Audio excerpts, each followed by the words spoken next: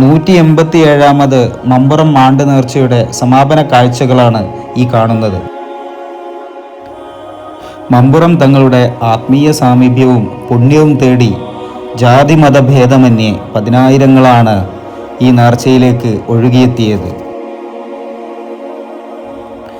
നേർച്ചയുടെ സമാപന ദിവസത്തെ ശ്രദ്ധേയ ചടങ്ങുകളിലൊന്നായ അന്നദാന വിതരണ ചടങ്ങിലേക്ക് കേരളത്തിൻ്റെ വിവിധ ഭാഗങ്ങളിൽ നിന്ന് ജനം ഒഴുകിയെത്തി. രാവിലെ 8 മണിക്ക് തുടങ്ങിയ ചടങ്ങ് ജനബാഹുല്യം കാരണം വൈകുന്നേരം വരെ നീണ്ടുനിന്നു. സ്ത്രീകൾക്കും പുരുഷന്മാർക്കുമായി പ്രത്യേകം ഭക്ഷണ വിതരണ കൗണ്ടറുകളാണ് സജ്ജീകരിച്ചിട്ടുണ്ടായിരുന്നത്. ഇതിൽ നിന്നും 1 ലക്ഷത്തിന് മുകളിൽ ഭക്ഷണ പാക്കറ്റുകൾ വിതരണം ചെയ്തതായിട്ടാണ് അറിയാൻ സാധിച്ചത്.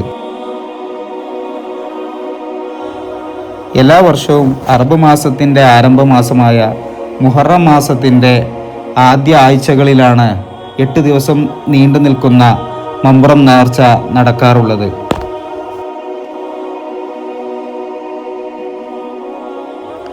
മമ്പുറം മഖാമിൻ്റെ നടത്തിപ്പുകാരായ ദാറുൽ ഹുദ ഇസ്ലാമിക് യൂണിവേഴ്സിറ്റിയുടെ നേതൃത്വത്തിൽ മമ്പുറം മഹല്ല് കമ്മിറ്റിയുടെ സഹകരണത്തോടു കൂടിയാണ് ഈ നേർച്ച സാധാരണഗതിയിൽ നടന്നു വരാറുള്ളത്.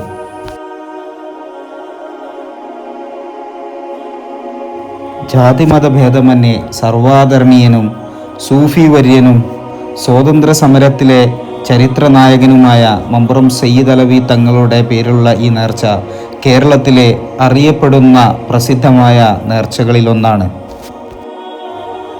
സയ്യിദ് മുഹമ്മദ് ജിഫ്രി മുത്തുക്കോയ തങ്ങളുടെ നേതൃത്വത്തിൽ നടന്ന പ്രാർത്ഥനാ സമ്മേളനത്തോടുകൂടി ഈ വർഷത്തെ മമ്പുറം നേർച്ചയ്ക്ക് സമാപ്തി കുറിച്ചു.